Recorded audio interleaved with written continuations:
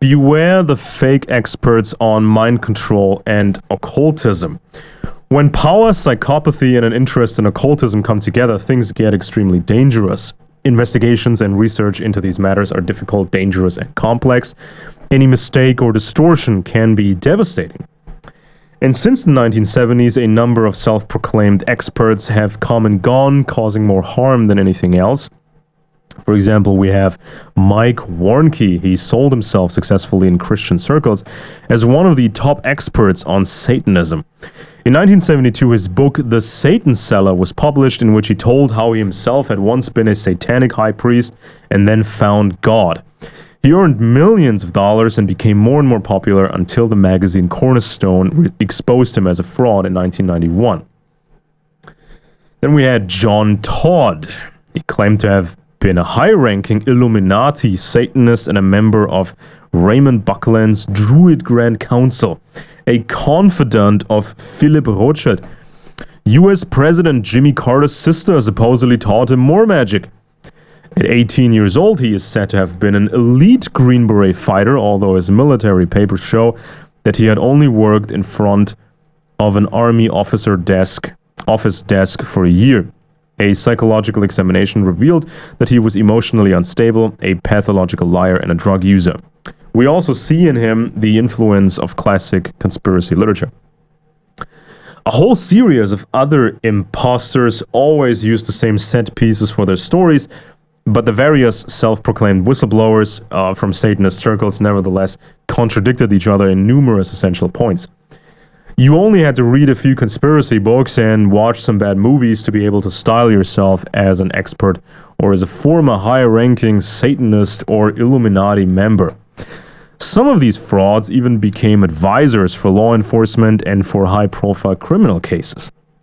And if you really want to see an actual Satanist criminal uncovered and convicted, you need to avoid misinformation and phony experts. And on the internet today, you see endless amounts of articles and videos containing old myths and disinformation. So there's lots of bad information, there's lots of false information floating around, and people keep repeating this information and they keep quoting from the same sources.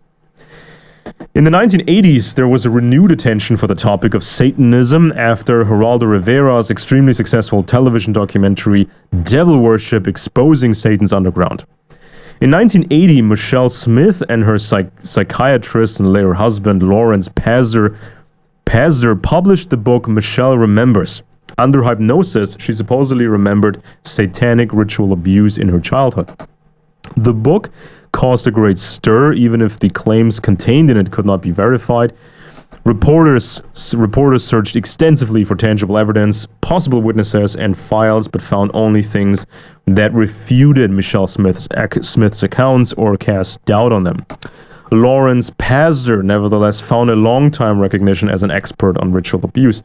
Many very similar books appeared, such as Satan's Underground in 1988, whose descriptions were exposed as false by the Christian magazine Cornerstone. The true identity of the author, Laura Rose Wilson, was revealed, as well as her psychological problems and various fabrications. Then an astonishingly high number of people in the United States and elsewhere in the world increasingly spoke of having been victims of ritual abuse in their childhood. Again and again, these were people with a dissociative personality disorder. Such a disorder arises from serious abuse in early childhood and can take extreme forms, such as the split into multiple personalities. It is very likely that such people were exposed to extreme abuse as children, but their memories of what they experienced can be greatly falsified by things they have seen in films or read in books. Hypnosis in particular can then produce a wide variety of fantasies. Neither the therapists nor law enforcement and criminology had a coherent concept of how to deal with the testimonies of such people and what to think of the phenomenon of ritual abuse as a whole. There were also documentaries on television about possible ritual satanic abuse by cults. So, for example, German television reporters interviewed women with dissociative identity disorder who claimed to have previously been involved in a satanic cult and victims of abuse. The stories sounded like a cliche, with black masses, blood sacrifices, and even the ritual killing of babies. The police investigators could not confirm the accusations and also explained that criminological research on the subject is extremely poorly positioned, because in Germany and other places, an occult ritual background to a crime is not statistically recorded. Ritual rape would therefore be treated like any other rape, and for this reason there is not even a detailed database of so-called satanic crimes. Officers and prosecutors naturally find it difficult to use testimonies from people who suffer from a dissociative disorder, who see themselves as a collection of different personalities and always jump back and forth between these individual personality fragments. For dangerous criminals, it would theoretically be feasible to drug children, to pick young children, very young children, as victims, to take them to secret meeting places with conspiratorial methods and to confuse them with various tricks so that the victims are never able to make credible, usable statements. At the same time, individuals with dissociative disorder can, of course, invent wild assertions and orient themselves on what they have seen on television or picked up on the internet. The role of therapists was also critically examined in these TV reports because they could unintentionally or intentionally feed their patients' fantasies. So, with dissociative disorder and dissociative amnesia, sufferers can inadvertently mix real memories with false ones and are no longer necessarily able to tell what is true and what is not. Dissociation can be caused by trauma, but also temporarily by certain chemicals. So then, of course, you had several high-profile criminal cases with an occult background, or supposedly with an occult background. And in some of these cases, you could tell that the testimonies were substantial. For example, with the so-called X dossiers of the Marc Dutroux case, after Dutroux was fingered as a culprit, women came forward and made additional testimony about certain places, certain events that happened there, other people involved, and these women were given code names by the investigators, for example, X1, X2, X3, and so on. And some of these X dossier women had dissociative disorder, and some of them talked about ritualistic aspects of crimes. And investigators found that some of these testimonies, investigators actually found that some of these testimonies could be verified through facts. Like, for example, one of these women described a certain place where a crime took place, and she could vividly describe the place, even though that information was never made public. So she must have been there. So then, of course, you had the Presidio child abuse case, and you had some significant evidence there. Was, of course, covered. A lot of this evidence was covered up. But in the Presidio case, you couldn't see evidence of. You couldn't necessarily see evidence of Satanism as a major driver of the crime. You see, you also get organized pedophiles who dabble in the occult or who have somewhat of an interest in the occult, but it's mostly just pedophile crime with some occultism surrounding it. Now, with the X dossier witnesses, with these women, you had some more serious allegations of Satanism. But of course, also that case mostly focused on sexual abuse of children and sadistic, very sadistic crimes. Then you had a case like the Mcmartin Preschool, where there was a lot of confusion by a therapist who interviewed hundreds of children, and the interview methods used were the wrong ones. You know, they pressured the children, almost like trying to get a confession out of these children. And then, of course, these testimonies became more and more unrealistic and fantasy. So that's why a lot of this testimony was dismissed in court. And that's why it's so important to read into this dissociative disorder, read into these cases, not just look up some stuff on the internet, you know, not just watch a few videos. You have to do deeper research into these things, because only then can you separate fact from fiction.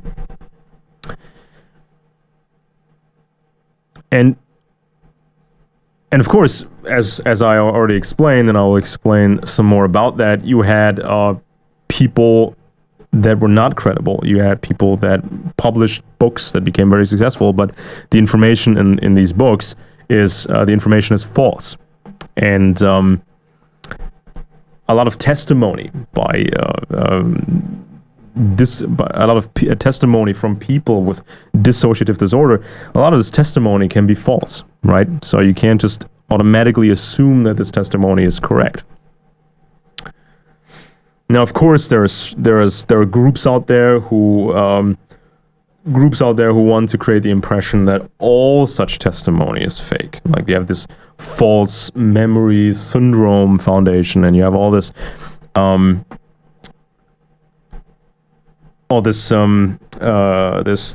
arguments from that side of the debate.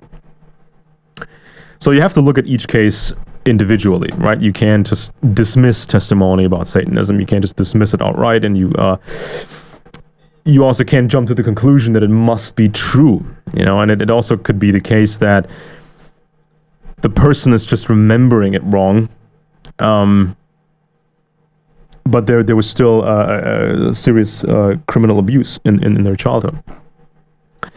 So dissociative identity disorder is the most severe form of dissociation, and brain abnormalities can actually be detected in affected adults during brain scans. It is estimated that up to 3% of the population is affected to varying degrees by dissociative disorders. In severe cases, a change in brain activity can indeed be detected when the person switches back and forth between their individual fragmented personalities. Now, it is inconceivable that all or most people with a severe dissociative personality disorder were victims of highly organized, highly powerful satanic groups and then somehow escaped.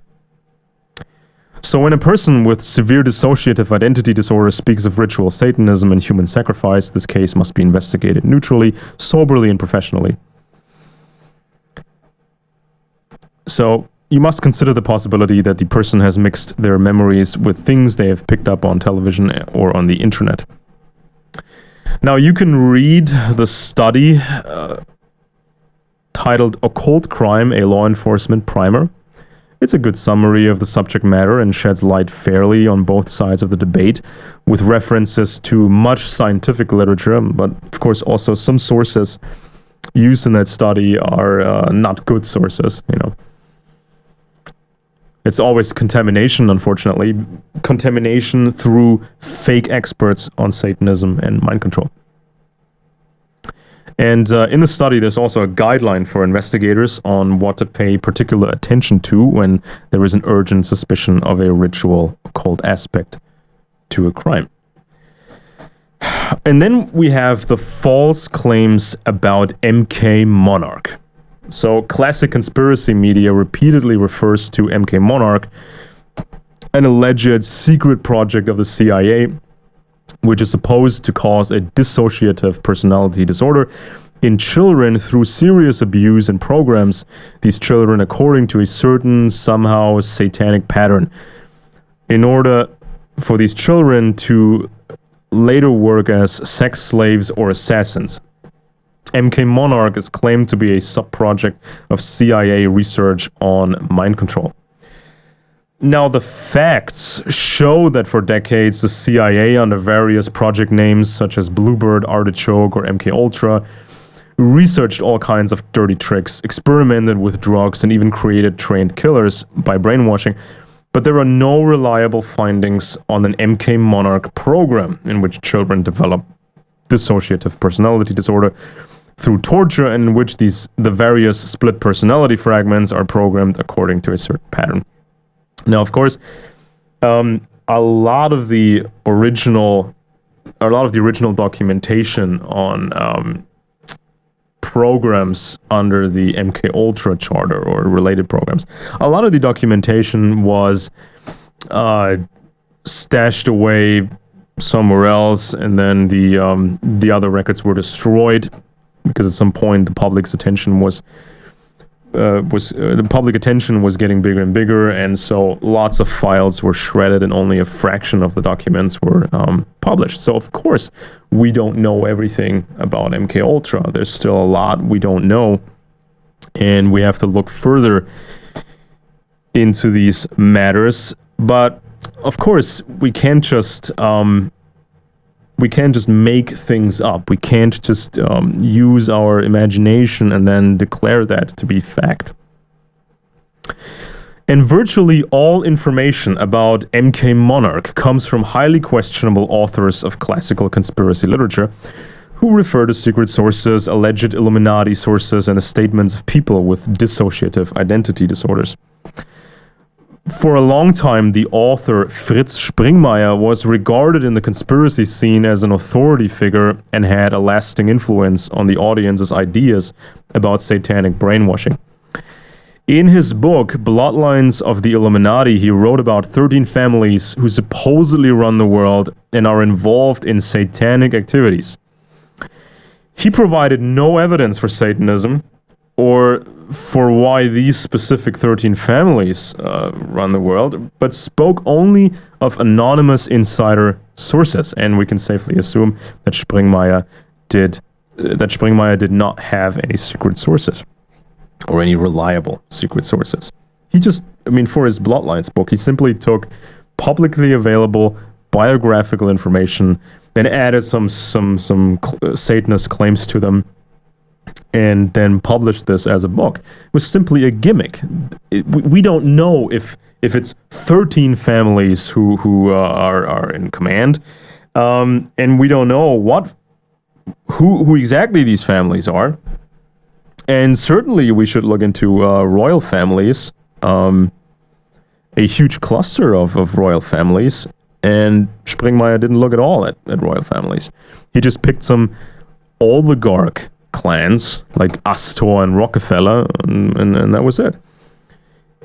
It was just a gimmick book. He didn't know who runs the world. He just made that up. He picked some families and said it's 13 families because that sounds cool. And Springmeier today is completely discredited, and his popularity has bottomed out. Today I think he claims that it's not 13 families anymore, it's 7, and one of the Rothschilds oligarchs is now a good guy, and that's a complete garbage information, completely ridiculous stuff that you get nowadays from Fritz Springmeier, and obviously he's not popular anymore. But Springmeier's books on Mk Monarch, still influence the conspiracy theorist scene. And his co-author back then was Cisco Wheeler, who, according to her own statements, was both a victim of brainwashing and a brainwasher of the Illuminati without providing any evidence whatsoever. These two also referred to the stories of Kathy O'Brien, who has never produced convincing physical evidence for her fancy stories. The highly influential TV actress and presenter Roseanne Barr gave the opening speech at the conference Out of the Darkness and Into the Light in Los Angeles in 2009, where Kathy O'Brien and other alleged victims of Monarch and MK Ultra gave speeches. The book Illuminati formula to create an undetectable total mind control slave by Springmeier and Wheeler is considered the standard work of conspiracy literature on the subject, and the ideas contained in it were endlessly copied and spun off by other authors. The authors begin with the warning that reading the book is dangerous for people who have been brainwashed themselves. Now, countless videos today on the subject on the internet begin with a warning that sounds really dramatic. Warnings such as, "Caution, this video can trigger victims of mind control." According to the Springmeier book, Josef Mengele, the crazy Nazi scientist, had successfully experimented with programming, had been absorbed in Kabbalistic magic, and would later have been raised to the rank of Grand Master of the Illuminati. Of course, there's absolutely no proof whatsoever for these claims. According to Springmeier, the American military special unit Delta Force consisted almost entirely of Monarch slaves, meaning victims of torture programming. In reality, the 1st Special Forces Operational Detachment Delta Airborne is simply an anti-terrorist unit, like there are many of worldwide. Such military units require stable men, not dissociative mental patients. In the scene of conspiracy theorists, such unproven fairy tales were diligently spun on, and alleged Monarch victims claim that they themselves were in some elite units, were involved in super important operations, met United States presidents and generals, and so on and so forth. Springmeier and Wheeler name a number of complicated sounding technical terms to simulate competence, and then claim that the victims of programming in turn have their children programmed and then have them program their children again, and so on. Springmeier and Wheeler provide no evidence for their many concrete claims. Instead, they sprinkle their tales with some old publicly known information about MKUltra. Cisco Wheeler, whose real name is unknown, tells the lofty story that as a sex slave, she served some of the most prominent politicians and aristocrats. There are a number of similar women with almost identical claims, and it is typically said that it was only through hypnosis and other techniques and the help of therapists that they were able to remember the terrible past in the first place. These therapists, or self-proclaimed experts for deprogramming victims of mind control,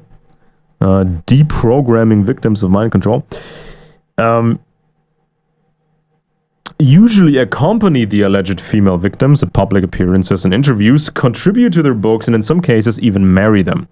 There is a danger that questionable men will find unstable women and use such fantasies to control these women and earn money with them. Cisco Wheeler kept herself largely out of the public eye. Her father's uncle is said to have been General Earl Grant Wheeler, a descendant of Ulysses Grant, the former US president, but this just cannot be true. At the age of 40, she is said to have been diagnosed with dissociative identity disorder, and with the help of Springmeier, she had only begun to remember her past as a mind-controlled slave of the Illuminati. Perhaps types like Springmeier had unintentionally fed fantasy ideas in unstable women with dissociative disorder. Types such as Springmeier may have been looking for the highest possible book sales and attention. In the worst case scenario, some women were purposefully suggested fantasies by unscrupulous fraudsters, and that would be the greatest possible irony.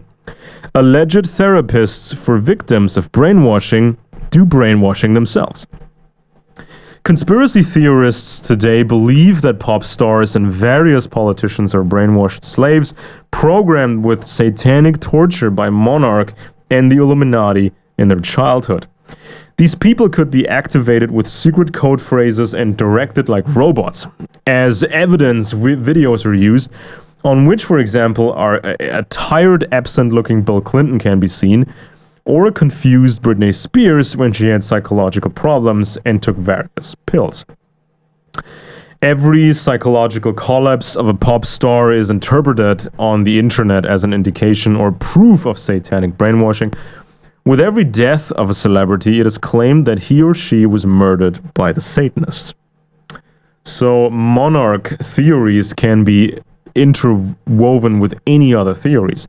For example, it is now believed that US President Donald Trump has a secret plan to arrest the members of the Satanic Illuminati. Trump's opponents, especially from the Democratic Party camp, are Satanist pedophiles who also run the Monarch program. While Trump, of course, is the beaming hero of all that is good. Only a fraction of conspiracy theorists are interested in Trump having fun at sex parties with young models during the old days and having contacts with the convicted pedophile Jeffrey Epstein. Then, of course, we had the whole Pizzagate or Pedogate fiasco. And I've talked about this in a previous video. So you had some interesting innuendo. You saw some things, disturbing paintings on social media, some strange slang in emails, you know, very weird emails talking about cheese pizza. And yeah, of course, some powerful people hanging around in these circles, but all that was uncovered was just innuendo. So this would have been reason to look into this further, to spend time on this further. And of course, you needed professionals to investigate something like this, you know, and as you've seen in previous cases, such as the Marc Dutroux case and the X dossiers, or such as the Franklin cover-up case, or the Casa Pia case in Portugal. In these cases, you had professional investigators, you had professional journalists, you had something tangible, you had witnesses being killed, you had testimony, you had substance. But with Pizzagate and Pedogate, you only had innuendo. You were only at the start of an investigation. And all this innuendo, all this stuff found online, all this innuendo was presented, unfortunately, presented by amateurs as proof, as evidence. And this stuff was plastered all over the internet. And these claims were made. And then somebody with a rifle actually went to that pizza restaurant that was supposedly used as a meeting place for high-ranking pedophiles. Of course, no children were found there, or no children in need of saving were found there, and that person who went there with a rifle was indicted, put in prison. But on the internet today, of course, nobody ever admits mistakes or admits that the research wasn't good enough. Instead, everything is always explained with a conspiracy.